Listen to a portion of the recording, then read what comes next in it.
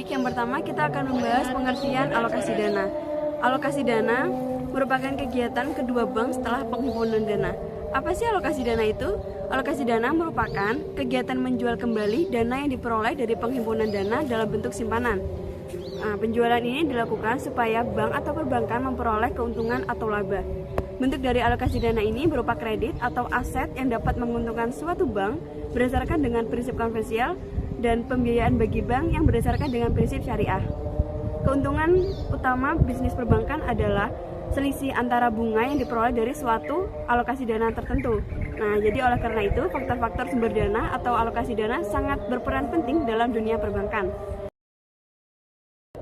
Selanjutnya yaitu kredit. Kredit dalam bahasa Latin berarti credere yang artinya percaya. Kredit sendiri secara umum diartikan sebagai kemampuan untuk memberikan pinjaman dengan janji akan mengembalikan pinjaman tersebut dalam jangka waktu yang telah disepakati. Tadi kan disebutkan ya, kredit itu artinya percaya. Percaya di sini yang dimaksud ialah kepercayaan pemberi kredit kepada penerima kredit bahwa kredit yang disalurkan pasti dikembalikan sesuai dengan perjanjian, serta penerimaan kepercayaan penerima kredit sehingga mempunyai kewajiban untuk membayar sesuai dengan jangka waktu yang telah disepakati. Namun, apabila kredit yang disalurkan mengalami kemacetan, maka perlu dilakukan langkah penyelamatan dengan melihat penyebabnya terlebih dahulu. Jika masih bisa dibantu, maka tindakan yang bisa dilakukan misalnya dengan menambah jangka waktu atau jumlah kreditnya. Tapi apabila tidak bisa, maka bank dapat menyita jaminan yang telah dijaminkan oleh nasabah tersebut. Berikutnya unsur-unsur kredit. Adapun unsur-unsur kredit yang terkandung dalam pemberian suatu fasilitas kredit adalah sebagai berikut. Yang pertama adalah kepercayaan. Kepercayaan sendiri adalah suatu keyakinan pemberi kredit bahwa kredit yang diberikan akan benar-benar diterima kembali di masa tertentu dan di masa datang. Kepercayaan ini diberikan oleh pihak bank di mana sebelumnya telah dilakukan penyelidikan tentang nasabah baik secara intern maupun ekstern. Penelitian dan penyelidikan tentang kondisi masa lalu dan sekarang terhadap nasabah pemohon kredit. Yang kedua adalah kesepakatan. Di samping unsur kepercayaan, di dalam kredit juga mengandung unsur kesepakatan antara si pemberi kredit dan juga penerima kredit. Kesepakatan ini dituangkan dalam suatu perjanjian di mana masing-masing pihak menandatangani hak dalam kewajibannya masing-masing. Kemudian ada jangka waktu. Setiap kredit yang diberikan memiliki jangka waktu tertentu, yaitu mencakup masa pengembalian kredit yang telah disepakati. Jangka waktu tersebut bisa berbentuk jangka pendek, jangka menengah, atau jangka panjang. Kemudian ada risiko. Adanya suatu tenggang waktu pengembalian akan menyebabkan suatu resiko yang terjadi, yaitu resiko tidak tertagihnya kredit ataupun kredit macet. Pemberian kredit, jika semakin panjang suatu kredit semakin besar resikonya, demikian pula sebaliknya. Risiko ini menjadi tanggungan bank, baik risiko yang disengaja oleh nasabah yang lalai maupun oleh risiko yang tidak disengaja. Kemudian yang kelima ada balas jasa, merupakan keuntungan atas pemberian suatu kredit atau jasa tersebut yang kita kenal dengan nama bunga. Balas jasa dalam bentuk bunga dan biaya administrasi kredit ini merupakan keuntungan bagi pihak bank. Pada bank syariah sendiri disebut dengan bagi hasil. Selanjutnya adalah tujuan dan fungsi kredit. Yang pertama adalah tujuan kredit. Kredit memiliki beberapa tujuan, antara lain yang pertama adalah memperoleh keuntungan. Dengan disalurkannya kredit kepada nasabah, maka bank akan menerima biaya bunga dan biaya administrasi yang akan memperoleh keuntungan bank. Yang kedua adalah membantu usaha nasabah. Yang kedua adalah fungsi kredit. Kredit memiliki 8 fungsi, antara lain yang pertama untuk meningkatkan daya guna uang. Kredit yang disalurkan kepada nasabah akan meningkatkan daya guna uang karena uang yang hanya disimpan tidak memiliki nilai guna. Yang kedua adalah untuk meningkatkan peredaran dan kualitas uang. Uang yang beredar dari suatu wilayah ke wilayah yang lain, maka peredarannya akan lebih merata. Yang ketiga adalah meningkatkan daya guna barang. Kredit yang diberikan oleh bank akan dapat digunakan oleh debitur untuk mengolah barang yang tidak berguna menjadi barang yang lebih bermanfaat. Yang keempat adalah untuk meningkatkan peredaran barang. Kredit dapat memperlancar arus barang dari suatu wilayah ke wilayah yang lain, sehingga jumlah barang yang beredar akan lebih merata. Yang kelima, sebagai alat stabilitas ekonomi. Kredit yang disalurkan dapat digunakan dalam ekspor dan impor dari dalam negeri ke luar negeri, sehingga dapat meningkatkan stabilitas ekonomi. Yang keenam, untuk meningkatkan kegairahan berusaha. Kredit yang disalurkan kepada pemilik usaha yang modalnya pas-pasan, maka akan lebih membantu untuk meningkatkan usahanya. Yang ketujuh adalah untuk meningkatkan pemerataan pendapatan. Kredit dapat meningkatkan pendapatan. Contohnya saja, apabila kredit diberikan untuk membangun sebuah pabrik, maka akan meningkatkan lapangan pekerjaan. Selain itu, lingkungan di sekitar pabrik dapat membuka usaha-usaha seperti warung, penyewaan kos, dan sebagainya. Yang terakhir adalah untuk meningkatkan hubungan internasional. Kredit dalam skala internasional dapat meningkatkan kerjasama antara si pemberi kredit dan penerima kredit, sehingga dapat meningkatkan kerjasama di berbagai bidang. Materi selanjutnya yaitu jenis-jenis kredit. Secara umum, jenis-jenis kredit dapat dilihat dari 5 segi. Yang pertama yaitu dilihat dari segi kegunaan. Segi kegunaan dapat dibagi menjadi 2, yaitu segi kredit investasi dan yang kedua kredit modal kerja. Kredit investasi yaitu kredit yang digunakan untuk keperluan perluasan usaha atau membangun produksi atau pabrik baru yang nantinya digunakan untuk keperluan rehabilitasi. Yang kedua yaitu kredit modal kerja. Kredit ini biasanya digunakan untuk keperluan meningkatkan kegiatan operasionalnya, misalnya untuk membayar gaji pegawai, membeli bahan baku, dan biaya-biaya lain yang digunakan dalam kegiatan operasional perusahaan. Yang kedua ada kredit konsumtif, kredit yang digunakan untuk dikonsumsi secara pribadi, misalnya kredit mobil, kredit rumah, kredit motor, kredit alat rumah tangga, dan lain-lain. Dan yang ketiga yaitu kredit perdagangan. Kredit ini biasanya digunakan dalam perdagangan yang membeli barang dengan tujuan diharapkan yang hasilnya penjualan barang dagangan tersebut, kreditnya ini sering diberikan kepada supplier atau agen-agen yang tersebar. Jenis kredit yang ketiga yaitu dilihat dari segi waktu. Yang pertama dilihat dari kredit jangka pendek yang merupakan kredit memiliki jangka waktu kurang dari 1 tahun. Yang kedua, kredit jangka waktu menengah. Jangka waktu kreditnya berkisar antara 1 tahun sampai dengan 3 tahun. Yang ketiga yaitu kredit jangka panjang, merupakan kredit yang pengembaliannya pada jangka waktu 3 tahun sampai 5 tahun. Jenis kredit yang keempat yaitu dilihat dari segi jaminan. Yang pertama kredit dengan jaminan. Kredit yang diberikan dengan satu jaminan. Jaminan tersebut dapat berbentuk barang, berwujud dan tidak berwujud.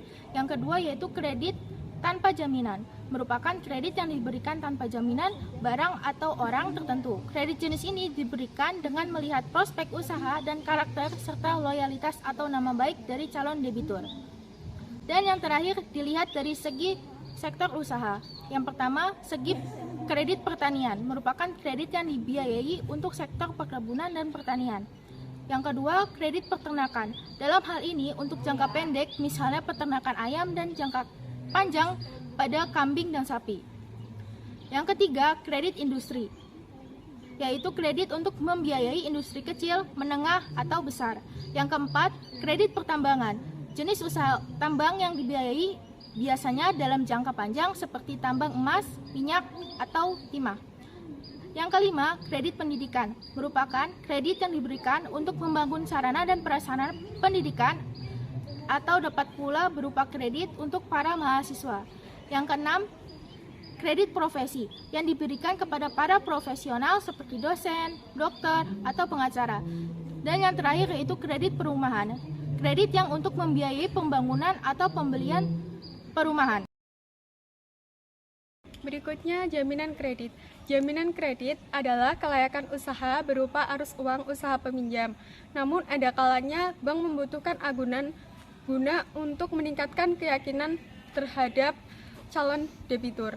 Adapun jaminan yang dapat dijadikan jaminan kredit oleh calon debitur dengan jaminan. Dengan jaminan sendiri ada jaminan dengan benda berwujud, antara lain jaminan tanah, bangunan, kendaraan bermotor, mesin atau peralatan, kemudian barang dagangan, tanaman, kebun atau sawah, kemudian jaminan benda yang tidak berwujud, antara lain benda-benda yang merupakan surat yang dapat dijadikan jaminan, antara lain sertifikat saham, sertifikat obligasi, sertifikat tanah, dan juga rekening tabungan yang dibekukan dan rekening giro yang dibekukan, promes, wesel, atau surat tagihan lainnya. Kemudian yang kedua adalah jaminan orang. Jaminan orang sendiri merupakan jaminan yang diberikan oleh seseorang apabila kredit tersebut macet, maka orang tersebut akan menanggung sisa kredit yang diberikan oleh calon debitur sebelumnya. Kemudian ada jaminan yang tanpa jaminan. Kredit tanpa jaminan sendiri adalah kredit yang diberikan bukan dengan jaminan barang tertentu. Biasanya diberikan untuk perusahaan yang memang benar-benar bonafit dan profesional, sehingga kemungkinan kredit tersebut macet sangat. Dapat pula kredit tanpa jaminan hanya dengan penilaian terhadap prospek usahanya atau pertimbangan untuk pengusaha ekonomi lemah. Selanjutnya yaitu materi prinsip-prinsip pemberian kredit. Prinsip-prinsip pemberian kredit ini dapat dilakukan dengan menganalisis 5C dan 7P. Yang untuk analisis 5C yaitu yang pertama karakter, di mana menilai sifat atau watak seorang nasabah berdasarkan gaya hidupnya untuk mengukur kemampuan membayarnya. Yang kedua yaitu capacity, di mana bank menilai nasabah berdasarkan kemampuannya untuk mengembalikan kredit yang disalurkan. Yang ketiga yaitu kapital, di mana bank melihat penggunaan modal, apakah modal yang digunakan oleh nasabah efektif atau tidak. Yang keempat yaitu kolateral, di mana jaminan yang diberikan calon nasabah baik bersifat fisik maupun non-fisik. Yang kelima condition, yaitu penilaian prospek bidang usaha yang dibiayai oleh bank. Kemudian untuk analisis 7P, yang pertama yaitu personality, yaitu penilaian dari segi kepribadian atau tingkah laku seseorang dalam perilaku sehari-hari. Yang kedua yaitu party, mengklasifikasikan nasabah ke dalam golongan tertentu berdasarkan modal, loyalitas, dan karakternya. Yang ketiga yaitu purpose, untuk mengetahui tujuan nasabah dalam pengambilan kredit.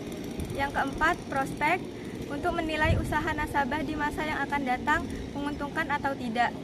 Yang kelima, payment, yaitu untuk mengukur bagaimana cara nasabah mengembalikan kredit yang telah diambil. Yang ketujuh, yang keenam yaitu profitability, di mana menganalisis Yang keenam yaitu profitability, digunakan untuk menganalisis bagaimana kemampuan nasabah dalam mencari laba. Yang ketujuh, protection, bertujuan untuk menjaga agar usaha dan jaminan mendapatkan perlindungan. Baik, selanjutnya adalah aspek-aspek dalam penilaian kredit.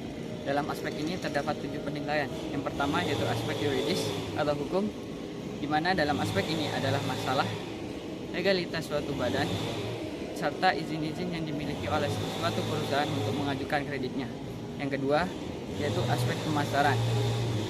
Aspek pemasaran di sini yang dinilai adalah permintaan suatu produk yang dihasilkan oleh suatu perusahaan di masa sekarang atau di masa yang akan datang.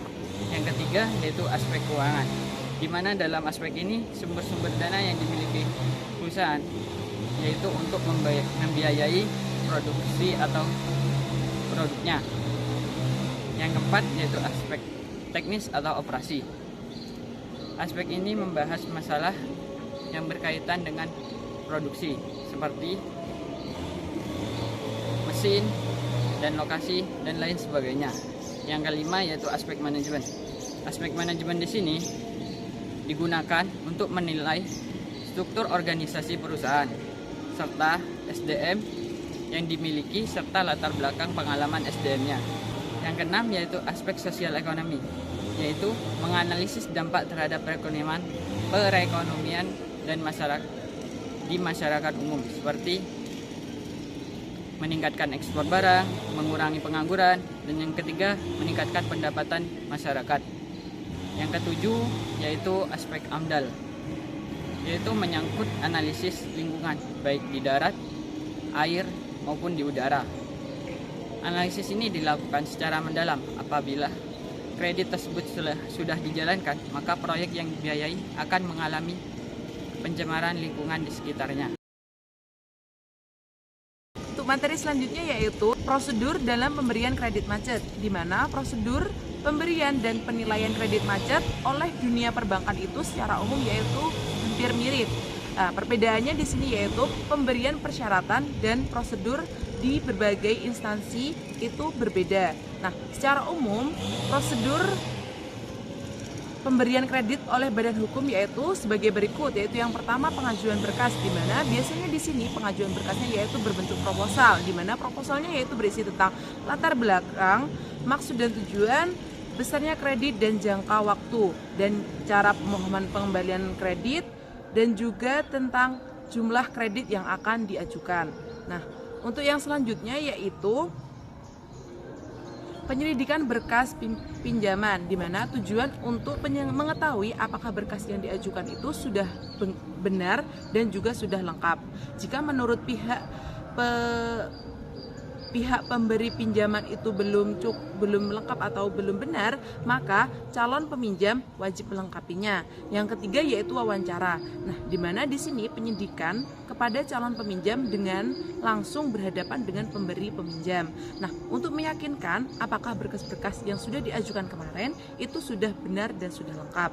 Nah, yang selanjutnya yaitu tentang on the spot, di mana di sini kegiatan ya pemeriksaan ke lapangan langsung untuk meninjau berbagai objek yang dijadikan usaha atau jaminan dalam pengajuan kredit ini. Nah, kemudian yang kedua yaitu wawancara kedua. Nah, di mana di sini wawancara merupakan perbaikan berkas jika mungkin ada kekurangan-kekurangan pada saat dilakukan on the spot kemarin di lapangan, catatan apa saja dalam permohonan dan pada saat wawancara satu dicocokkan pada saat saat on the spot apakah ada kesesuaian dan mengandung suatu kebenaran. Nah, yang keenam yaitu keputusan kredit. Nah, keputusan kredit di sini adalah puncak di mana penentuan apakah kredit dan tersebut diberikan atau ditolak. Nah, apabila diterima, maka persiapan administrasinya biasanya keputusan kredit akan mencakup yaitu yang pertama, jumlah kredit yang akan diterima. Yang kedua, jangka waktu kredit, dan yang ketiga yaitu biaya-biaya yang harus dibayar. Nah, yang ketujuh yaitu penandatanganan akad. Yang ketujuh yaitu penandatangan akad kredit atau perjanjian lainnya, di mana kegiatan ini merupakan kelanjutan dari keputusan kredit. Maka sebelum kredit dicairkan, maka terlebih dahulu calon nasabah akan menandatangani akad kredit, di mana di sini akan mengikat jaminan dengan hipotek dan surat perjanjian atau pernyataan yang dianggap perlu. Nah, di mana di sini penandatanganan akan dilaksanakan antara bank dengan debitur secara langsung dan juga melalui notaris. Nah, yang kedelapan yaitu realisasi kredit, di mana realisasi kredit ini diberikan setelah penandatanganan surat-surat yang diperlukan dengan membuka rekening giro atau tabungan di bank yang bersangkutan. Nah, yang ke-9 yaitu penyaluran atau penarikan dana, di mana pencairan atau pengembalian uang dari rekening sebagai realisasi dari pemberian kredit dan diambil sesuai ketentuan dan tujuan kredit, yaitu dapat dilakukan dengan dua cara, yaitu sekaligus atau bertahap. Materi selanjutnya teman-teman yaitu kualitas kredit. Hidup matinya suatu bank sangatlah dipengaruhi oleh jumlah kredit yang disalurkan dalam suatu periode. Artinya, semakin banyak kredit yang disalurkan, semakin besar pula perolehan laba dari bidang ini. Bahkan hampir semua bank masih mengandalkan penghasilan utamanya dari jumlah penyaluran kreditnya. Di samping dari penghasilan atas fee base yang berupa biaya-biaya dari jasa-jasa bank lainnya yang disebarkan kepada nasabah. Dalam melepas kreditnya agar berkualitas, pihak perbankan perlu memperhatikan dua unsur. Yang pertama, tingkat perolehan laba atau return. Artinya, jumlah laba yang akan diperoleh atas penyaluran kredit. Jumlah perolehan laba tersebut harus memenuhi ketentuan yang berlaku apabila ingin dinilai baik kesehatannya.